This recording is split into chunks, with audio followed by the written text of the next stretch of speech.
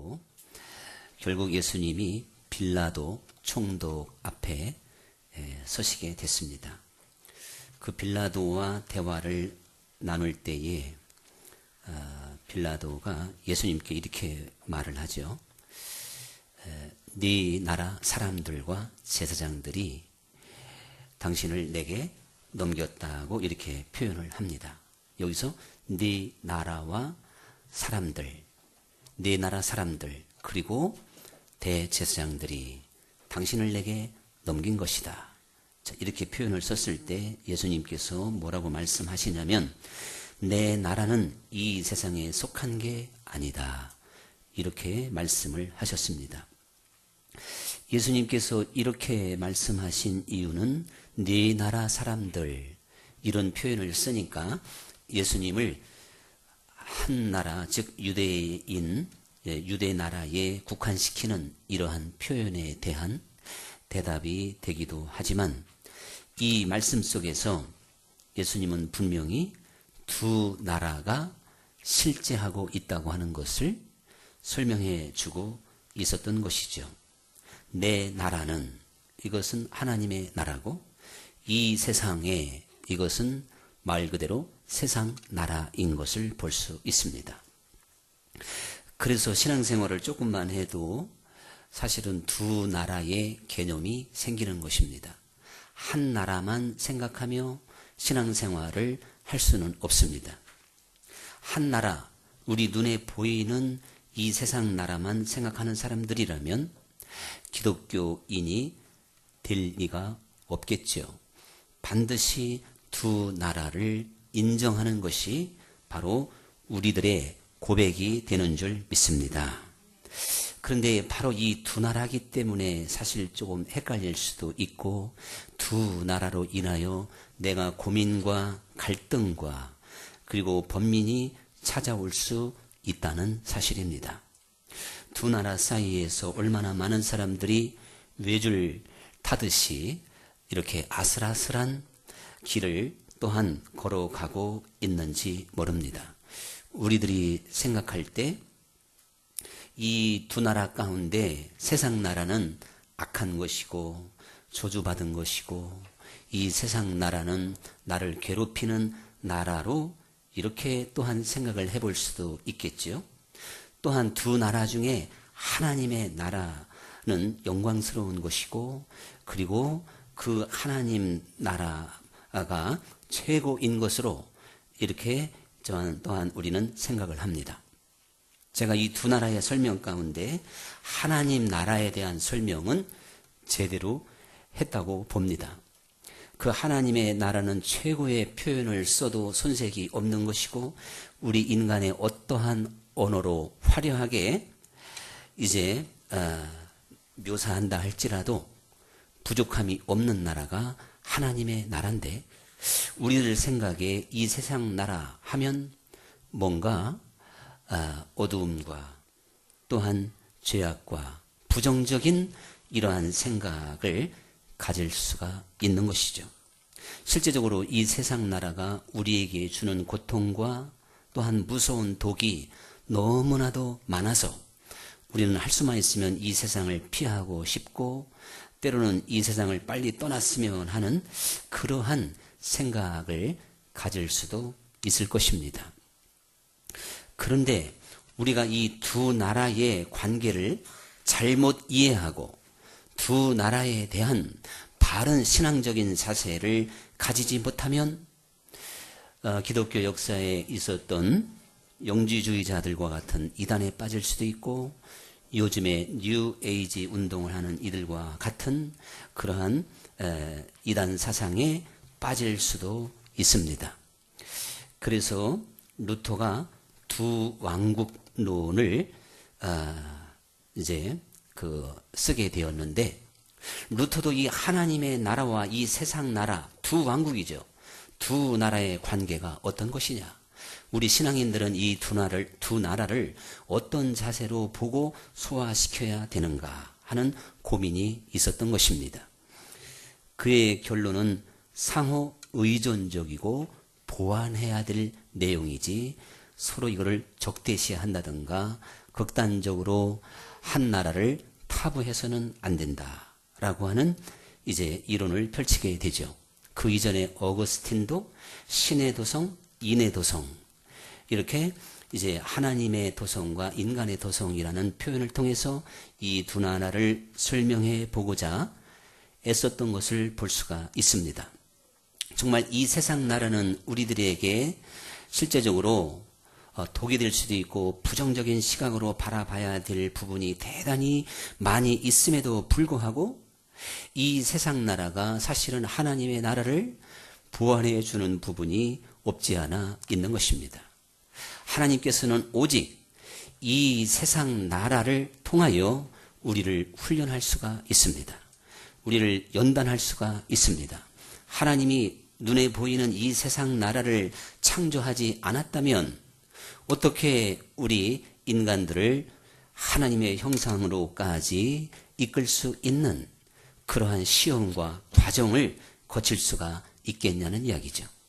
저 영원한 나라 하나님의 나라는 오직 하나님이 영광만을 받으시는 나라고 찬양만을 받는 나라고 거기는 연단도 없고 시험도 없고 눈물도 없고 고통도 없어서 오직 감사로 가득 찬 나라가 하나님의 나라인데 하나님께서 참 묘한 이 세상을 만드셔서 우리들로 하여금 때로는 눈물 없이는 못 걸어가는 그러한 이 세상의 경험을 하게 하기도 하셔서 하나님께서 원하시는 모습으로 우리를 연단하시고 훈련하는 것을 볼 수가 있습니다. 그 반면에 서로 상호 보완이라고 하는 것은 이 세상이 죄악 가운데 빠졌고 어두움에 깊이 또한 물들었기 때문에 하나님을 알고 그리스도를 영접한 사람들은 반드시 이 세상의 빛이 되고 소금이 되어서 이 세상에 하나님의 나라를 이루어야 된다고 하나님의 나라를 건설하고 확장시켜야 된다고 말씀하고 있다는 사실입니다. 우리는 이 세상을 통해서 연단을 받고 이 세상을 통해서 성숙해 가지만 그 성숙해지고 연단 받아가는 하나님의 자녀들로 말미암아 이 세상은 더 밝아져야 되고 이 세상은 더욱 진리로 바로 서는 나라가 되어야 된다는 사실입니다. 이렇게 서로 상호 의존적이고 보완해 가며 하나님의 뜻이 이루어지게 되는 것이죠. 그런데 예수님께서는 바로 나는 하나님 나라를 세우러 오셨다고 말씀하고 있는 것입니다. 그래서 예수님의 말씀대로라면 이 세상에 대해서 전혀 관심이 없는 것처럼 이 세상과 예수님과는 전혀 상관이 없는 것처럼 말씀하신 부분도 있지만 가이사의 것은 가이사에게 하나님의 것은 하나님에게 드려라. 하나님께 드려라. 이렇게 말씀을 하셔서 예수님 자신이 결코 세상의 법과 세상의 질서를 무시했던 분이 아닌 것을 알 수가 있습니다. 성령의 감동으로 또한 예수님의 그 사상과 진리로 로마서를 썼던 사도 바울도 위에 있는 모든 권세는 하나님께로부터 온 것이니 너희는 위에 있는 권세에 굴복하라. 이렇게 말씀을 하기도 하셨습니다. 우리나라 역대 대통령들을 여러분이 한 분 한 분 떠오르면 왜 하나님이 참 그런 사람을 대통령으로 만드셨을까 하고 혹시 이해가 안 되는 분이 있습니까? 그런데요, 결국은 대통령 내가 아무리 누구 만들려고 해도 대통령 되는 거 아니고 또 노무현 대통령이 그런 얘기도 했어요. 자기가 저 사람은 대통령 안 된다고 아주 그냥 힘쓰고 애쓰고 나름대로 영향력이 있었잖아요. 길을 썼는데도 결국 될 사람은 다 대통령 되더라. 이게요, 물은 물이고 산은 산이로다라는 것보다 저는 더 진리라고 믿어집니다. 아멘 별로 안 하시면 그렇습니다. 왜 그러냐면 이 원칙을 이것을 우리가 잘 기억해야 돼요. 그래야 세상살이에서 시험에 안 들어요. 동네 이장도 자연 단위 불학에서 말이죠. 될 만한 사람들은 사람이 이심 전심이라고 누가 하면 되겠어 해서 이장 되는 겁니다. 학교의 반의 반장도 누가 했으면 좋겠어. 이렇게 해가지고 반장이 되는 거예요. 여러분이 혹시 친한 사람끼리 모여서 친목계, 돈탕하는 개 말고 친목계를 이렇게 해도 말이죠. 거기는 계속 회장이 바뀌는 게 친목계예요. 돈탕하는 개는 회장이 바뀌면 안 되죠. 그걸 좀 개주가 바뀌면 큰일 나지만 계속 그렇지만 친목계에는 1년 단위로 2년 단위로 이렇게 바뀌는데요. 원칙을 안정해 놓으면 사람들이 그냥 이심전심으로 이번에는 아무개 했으면 좋겠어. 이렇게 하고서 결정이 됩니다. 하나님은 이 세상 나라를 사실 깊이 관여하시며 민심을 통하여 하나님의 뜻을 이루어 간다고 우리는 굳건히 믿어야 됩니다. 그래서 금년에 지방선거 우리 서대문 갑 지구에 누가 국회의원이 되든 하나님이 세운 사람이라고 박수치도록 합시다. 하기가 박수까지 칠 거 없이 그냥 인정합시다. 고개를 끄덕끄덕 하면 돼요. 또 서울시장 누가 되든 우리하고 상관이 있는 건 구청장하고 국회의원은 다음인가 참 구청장 서울시장이잖아요. 이분들 누가 되든 하나님이 세웠다고 인정하면서 그 권위를 어떠한 그 민심을 주도해가는 하나님의 섭리를 우리는 인정하면서 내가 꼭 찍었던 사람이 떨어져도 기분 좋게 인정해야지 이 사람이 아니면 안 돼 하고 어떤 사람은 대통령 선거 떨어졌다고 사흘 금식하는 사람도 있다는 게 세상에. 그러면 되겠느냐 이거죠. 여러분, 예수님은 이 세상에 분명히 관심이 많으시지만 예수님의 진정한 목표는 하나님의 나라를 세우는 일인 줄 믿습니다. 그래서 우리에게 가르쳐 주신 주기도문 가운데에서도 뜻이 하늘에서 이루어진 것 같이 땅에서도 이루어지게 하시옵소서. 그렇게 기도하라고 말씀하셨고 나라가 임하게 하여 주옵소서. 그 하나님의 나라가 이 땅에 이루어지기를 기도하며 또 그렇게 기도만 할 것이 아니라 실천할 것을 말씀하고 있는 것입니다. 그러므로 사실 우리는요, 이제 아까 제가 상호 보안이라고 했던 것처럼 죄악 많고 무법천지이고 악해 저 가기만 하는 이 세상을 향하여 우리는 보완해야 되고 사실은 개혁해야 됩니다. 그 유일한 것은 시민운동을 통해서 될 수 있는 것도 아니고 내가 정의와 공의를 외치고 대문을 해도 되는 게 아니고 어떤 정당을 만들어서 정의당을 만들어도 안 되고 의회당을 만들어도 안 됩니다. 우리는 오직 하나님께서 원하시는 하나님 나라의 원리대로 내 생활 속에서 착실히 살아갈 수 있기를 원하시는 줄 믿습니다. 물론 더 능력이 있으면 더 큰 세력을 만들어서 하는 것도 바람직할 수 있겠지만 하나님께서는 먼저 무엇보다도 하나님께 부름받은 하나님의 자녀들 한 사람 한 사람이 하나님 나라의 원칙에 충실하게 살아갈 수 있기를 원하고 있습니다. 오늘 자타가 다 공인하듯이 왜 한국에 있는 기독교인들이 세상 사람들에게 사실 인정을 못 받느냐 이거지요. 그 뭐 남의 탓할 것이 아니라 바로 나 한 사람이 거기에 포함이 된 건데 바로 이 하나님 나라의 원리로 살지 않기 때문에 그런 것이다 하는 것을 우리는 깨달아야 될 줄로 믿습니다.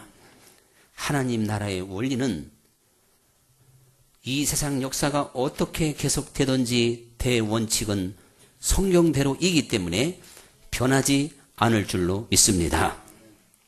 예수님 자신이 나는 마음이 온유하고 겸손하니 이 원칙을 가지고 살으라고 말씀하고 있는 줄 믿습니다. 온유하고 겸손한 이 삶의 원리로 이게 바로 하나님 나라의 원리인데 이렇게 살아간다면 사실 이 세상이 얼마나 빨리빨리 달라지겠습니까? 한번 상상을 해보십시오. 여러분이 온유와 겸손을 가지고 내 생활에서 한번 실천해 본다면 내 가정이 어떻게 달라지게 될 것인가? 저 자신도 제 삶을 이렇게 돌이켜 보면 온유하고 그리고 겸손하지 못함으로 벌어지는 일이 90% 이상인 것 같아요. 우리는 온유하고 겸손하기만 하다면 우리의 삶을 하나님의 나라로 영향력 있게 감화 감동시킬 수가 있을 줄로 믿습니다.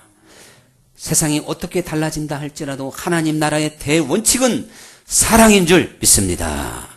이 사랑의 원칙을 놓쳤기 때문에 항상 문제가 생기는 것 아니냔 말이죠. 여러분, 우리가 자나깨나 24시간 내 생각과 내 삶의 대원칙이 사랑이라고 하는 것, 여기에 초점을 맞추게 된다면 모든 답이 다 나오게 되어져 있습니다. 모든 문제가 다 풀어지게끔 되어져 있습니다. 헷갈릴 거 하나도 없습니다. 근데 우리가 이 사랑의 대원칙에서 자기의 욕심을, 자기의 생각을, 자기의 고집을 자꾸 집어넣기 때문에 우리는 이렇게 저렇게 핑계 대면서 하나님의 뜻을 이루지 못하고 있는 것이죠. 정말 우리 그리스도인들이 빛날 수 있는 것은 작은 일에 대원칙을 잘 적용할 수 있는, 즉 천국의 원리를 적용할 수 있는 사람이 될 때라는 사실입니다. 우리가 많은 사람들이 지켜보고 있고 많은 사람들이 아는 것을 명분 있게, 대의가 있게, 그리고 옳게 처리하는 것은 너무나도 쉬운 것입니다. 그런데 나 한 사람이 있을 때, 보는 사람이 없을 때 이것을 의롭고 정직하고 그리고 아름답게 처리한다고 하는 것은 대단히 어려운 것이죠. 저는 제 생활 속에서 종종 도전을 받고, 그리고 정말 지극히 작은 것이라도 한번 신경 써보자 할 때 두 가지가 항상 저한테는 잣대가 돼요. 하나가 뭐냐면 운전할 때 아무도 없고 깜깜하고 그냥 보면 통과해도 되는데 이걸 기다려야 될까 말까, 참 이 가운데 갈등할 때가 있어요. 자꾸 뭐 안전이 뭐니 그건 나중에 하여간 처리하고 일단은 서야 되는 상황이 되는데, 가도 되는데 내가 서야 사실은 그게 맞는 거잖아요. 그런 문제가 있고, 또 어떤 데는 길 가다가 휴지를 제가 몇 번 주운 적이 있어요. 근데 담배꽁초나 휴지를 다 주우면 목적지를 못 가겠더라고요. 그래서 그냥 대충 이렇게 참 몇 번 주워 봤는데, 그렇게 할 때 얼마나 보람이 있는지 몰라요. 신호 한번 지켰을 때 그 다음에 또 탄력을 받아서 제 자신이 힘을 얻어요. 의의 힘을 얻어요.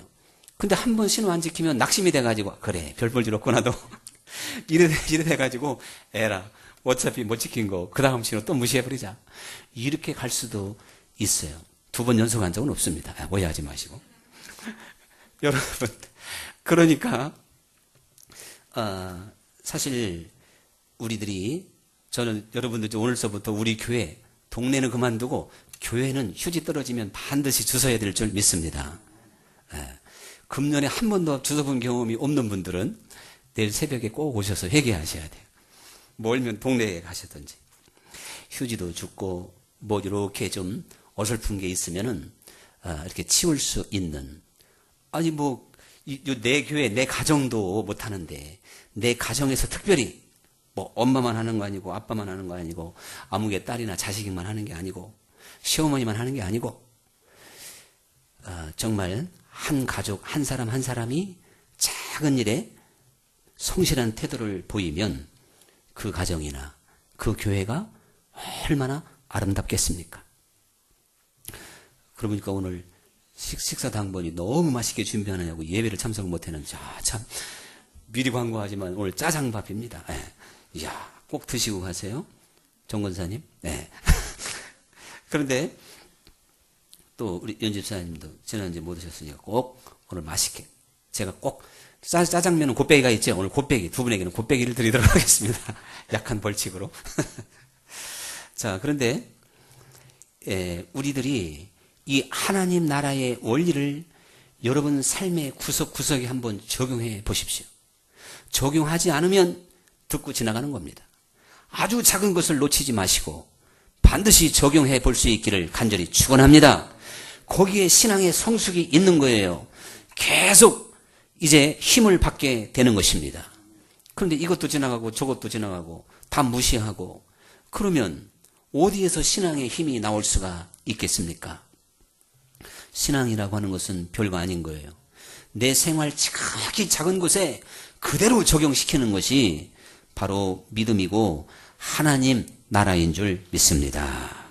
근데 우리는 이것을요, 평안할 때는 잘하고요, 기분이 좋을 때는 잘하고요, 그리고 뭐 좋은 일 있을 때는 또 잘하는데, 참 표현이 그렇지만 기분이 막 상했다든가, 제가 지금 잡쳤다든가 이렇게 하려다 갑자기 각 바꿨어요. 가만히 보니까 제가 무슨 부흥회를 가끔 나가다 보니까 가끔 말이 좀 고약할 때가 있어요. 그러니까 순간으로 이제 이것도 좀 고백을 해야 돼요. 기분이 아주 상했다든가, 그리고 정말 내가 뭔가 갑작스럽게 위험천만한 아슬아슬한 순간에, 다시 말하면 위기 때에 사람들은 이 하나님의 원리를 적용하지 못합니다. 하나님 나라의 원리를. 오늘 예수님의 모습을 한번 생각해 보십시오. 예수님께서 이제 겟세마네 동산에서 마지막 로마 군인들에게 붙잡히실 때 베드로는 칼 하나 빼가지고 종 말고의 귀를 벨 수밖에 없었지만 예수님이 뭐라고 말씀하셨습니까? 나는 저 하늘의 12영을, 오늘 개역 개정판이 잘 번역이 된 것 같은데 12군단의 천사들, 천사 12군단, 이건 남자분들이나 은혜가 될 것 같아요. 군단이 얼마나 많은 숫자인가를 여자분들은 이해를 못 하시겠는데, 그것도 12군단의 천사를 동원하여 저들을 물리칠 수 있음을 알지 못하느냐. 사실 천사 한 사람이 동원된다면 지구 70억이 다 덤벼도 어린 떡도 없습니다. 그 힘으로 말하면 감당을 못하는데, 그런 천사를요 12군단이면 이게 도대체가 몇 만입니까? 한 50만 되나요? 어마어마한 천사라도 동원해서 그 몇십 명에 불과한 로마 군인을 제압하지 못하겠냔 말이에요. 근데 예수님은 바로 붙잡히는 날에는 아버지여, 할 수만 있으면 이 잔을 내게서 옮겨 주시옵소서. 정말 십자가의 고통을 누구보다도 잘 아시고 십자가의 그 고통이 기다려서 또한 죽음의 그 과정을 통과해야 된다고 하는 사실을 너무나도 잘 아시면서, 사실 죽음이라고 하는 최대의 위기 앞에서도 예수님은 천사를 동원하지 않았던 것입니다. 끝까지 믿음의 길을 걸었던 것이고 하나님의 방법에 하나님께 순종하는 모습을 보여주게 된 줄로 믿습니다. 여러분, 그런가 하면 베드로는 위기 때에 믿음의 사람의 모습을 보이지 못했고 하나님 나라의 대원칙을 깨버리고 말았습니다. 그 예수님이 붙잡혀서 신문을 받는 그 밤에 나도 나사렛 사람이고 나도 저 예수님의 제자입니다, 이렇게 말을 하는 날에는 같이 붙잡히게 되는 것이고, 자기도 죽을 수밖에 없는 이 뻔한 사실 앞에서 그는 예수님 바로 앞에서 3번씩이나 부인하게 되는 것이죠. 베드로는 자기 자신의 정말 일생일대 최고의 위기라고 할 수 있는 이 긴박한 상황 가운데에서 믿음을 지키지 못했습니다. 여러분, 사실 우리가 평안할 때에는, 아무런 문제가 없을 때는 하나님 뜻대로 사는 것 같고 또 하나님께 순종하고자 하는 의지도 있고 그렇게 할 수 있는 마음도 있겠지만, 내가 감당할 수 없는 위기와 시험을 만났을 때, 어려운 문제 앞에, 이 숙제 앞에 우리는 대원칙을 지키지 못하고 무너지는 경우가 허다하다는 사실을 기억해야 되는 것이죠. 제가 아까 운전 얘기도 했지만요, 사실 저도 한번 시험해봐야 되는 거예요. 지금 아주 급할 때, 아주 뭐 예배 시간에 쫓겨 온다든가 아주 급한 상황이 됐을 때 과연 신호 지키는가, 그때를 봐야 되는 겁니다. 이 대목에서 고개 숙이는 분이 많아지는 건 어찌입니까?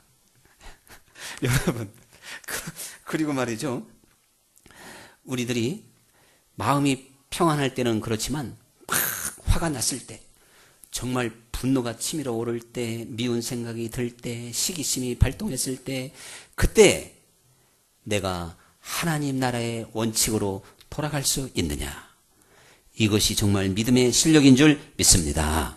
사울 임금은 사실 인간적으로 생각해 보면 얼마나 다윗을 생각하면 안절부절이고 정말 사위지만 이 권력은요, 부자 간에도 못 나누는 거거든요. 그렇기 때문에 다윗이 참 눈의 가시처럼 여겨질 수밖에 없었습니다. 사울에게는 정말 위기였습니다. 내가 왕인데도 나보다도 인기가 더 좋은 다윗을 내가 어찌할꼬. 왕으로서는 얼마나 큰 위기인지 모릅니다. 과연 그가 그 위기 가운데에서 하나님 나라의 대원칙을 적용하지 못하니까 결국에는 자기가 망하게 되었던 것입니다. 다윗을 인정했고 다윗을 사랑했으면 사울은 자기 생명 다할 때까지 틀림없이 왕의 자리를 지켰을 것입니다. 여러분, 우리 마음이 혼란스럽고 요동치고 그리고 사단이 우리를 시험해서 우리가 어떠한 우울한 생각과 걷잡을 수 없는 사단의 공격을 받을 때 우리는 하나님 나라의 대원칙을 놓치지 말고 굳건히 잡을 수 있는 하나님의 자녀들이 되어야 될 줄 믿습니다. 그리고 사실 그렇잖아요. 내게 막 손해를 끼치고 내게 원수처럼 행하는 사람들을 만났을 때 우리는 하나님 나라의 원칙을 철저하게 지킬 수 있느냐 없느냐의 문제가 또 대두되는 것입니다. 그래서 예수님께서는 네 원수까지 사랑하라 말씀을 하셨는데 여러분, 세리와 창기들도 자기들끼리는 사랑하고 무난하고 친하게 지낸다는 것입니다. 그것을 누구는 못하겠느냐? 여러분, 하나님의 자녀들이기 때문에 내 친구요, 나를 좋아하고 나를 위해주고 아껴주는 사람이 아니라 할지라도 그를 선대할 수 있고 그를 인정해 줄 수 있고 품을 수 있는 하나님의 나라의 대원칙을 놓치지 말아야 될 줄 믿습니다. 우리가 나한테 잘하는 사람한테만 잘하고 인사하는 사람한테만 인사하고 이렇게 주는 대로만 갚을 수밖에 없다면 이건 평범한 사람이고 하나님의 자녀가 아닙니다. 하나님의 자녀는 10걸음 100걸음을 더 나가서 원수가 줄일 때 먹을 것을 주고 목마를 때 마실 것을 주고 그를 위하여 오히려 축복하며 기도하라. 이렇게 말씀하셨는데 이 삶의 원리를, 이 하나님 나라의 절대 원칙을 놓치게 된다면 믿음은 이미 파손된 것이고 하나님 나라와 아무 상관이 없는 사람으로 떨어진다는 사실을 반드시 기억해야 되는 것이죠. 요셉에게 있어서 일생일대의 위기는 노예로 팔려간 것도 아니고 감옥에 들어간 것도 아니고 시위대장 보디발의 아내와 어떠한 이제 시험에 걸렸을 때일 것입니다. 그래도 그 요셉은 바로 그 위기 가운데에서 하나님 나라의 대원칙을 적용하여 승리할 수 있는 사람이 되었던 것이고 다윗은 반대의 사람이 되었다는 사실이죠. 예수님께서 종종 죽은 자는 죽은 자로 장사 지내게 하고 너는 나를 따르라 이렇게 말씀을 하셔서 우리는 죽은 자들, 즉 세상의 원칙, 세상의 원리대로만 살아갈 수밖에 없는 그 사람들의 무리 가운데에서 빠져나와서 산자가 되어 하나님의 말씀의 대원칙을 고수하고 굳건히 지키며 믿음의 길을 걸어가야 될 줄로 믿습니다. 이스라엘 백성들이 홍해 앞에 놓였을 때 심각한 위기를 만나게 된 것입니다.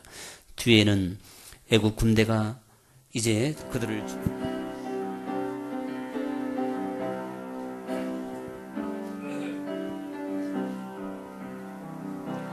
나의 하나님, 나의 하나님, 나와 함께 하신 하나님, 주님 뜻대로 살기 원하여 이처럼 간구합니다. 아버지, 아버지, 죄인 부르신 아버지, 감사합니다, 감사합니다. 늘 찬송하게 합시다. 주옵소서. 아버지, 아버지, 은혜 베푸신 아버지, 감사합니다, 감사합니다. 영광 받아 주옵소서. 나의 하나님, 나의 하나님, 나의 하나님, 나의 하나님, 나의 하나님, 아버지, 감사합니다, 감사합니다. 진정 감사합니다.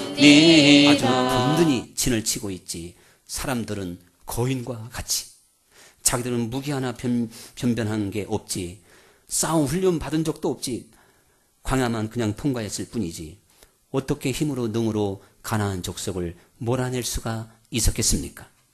그러므로 당연히 부정적으로 보고할 수밖에 없었던 것이고, 그들이 낙심천만할 수밖에 없는 것은 세상의 원리인 것이고 세상의 대원칙인 것이고, 그러나 그 가운데에서도 여호수아와 갈렙처럼 그 위기 가운데에서 얼마든지 도우시고 역사하시는 하나님을 볼 수 있는 것이 바로 믿음의 사람이고, 그래서 여호수아와 갈렙이 요단강을 건너게 되었던 것입니다. 오늘 실제적으로 여러분의 사업상의 위기를 만났을 때, 때로는 만약에 성김의 교회가 위기 중에 위기를 만났을 때 어떤 자세를 보이느냐가 믿음의 사람이냐 아니냐인 것입니다. 하나님은 어제나 오늘이나 영원토록 동일하십니다.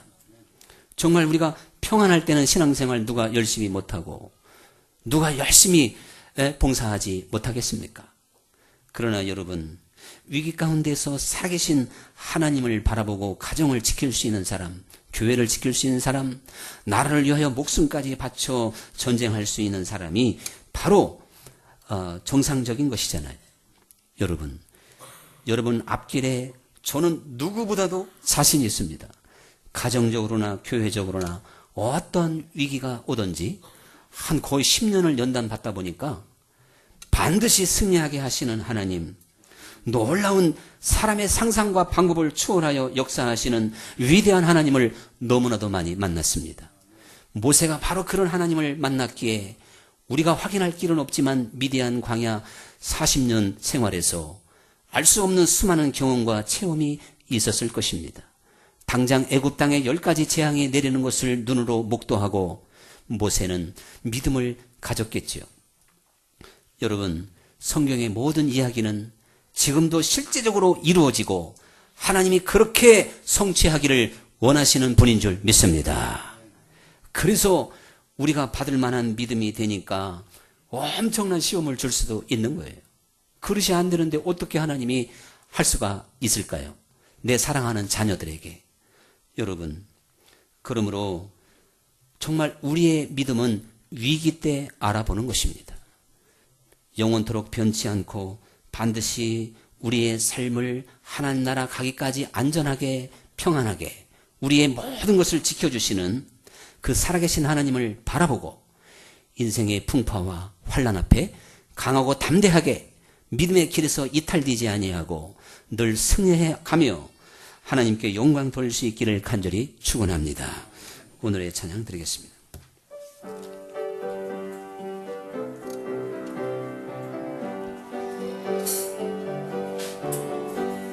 제 많은 이 세상은 내 죄만이네. 내 모든 보안은 저 하늘에 있네. 저 천국 문을 열고 나를 부르네. 나는 이 세상에 정될 수 없도다. 주님 같은 친구 없도다. 저 천국 없으면 난 어떻게 하나. 저 천국 문을 열고 나를 부르네. 나는 이 세상에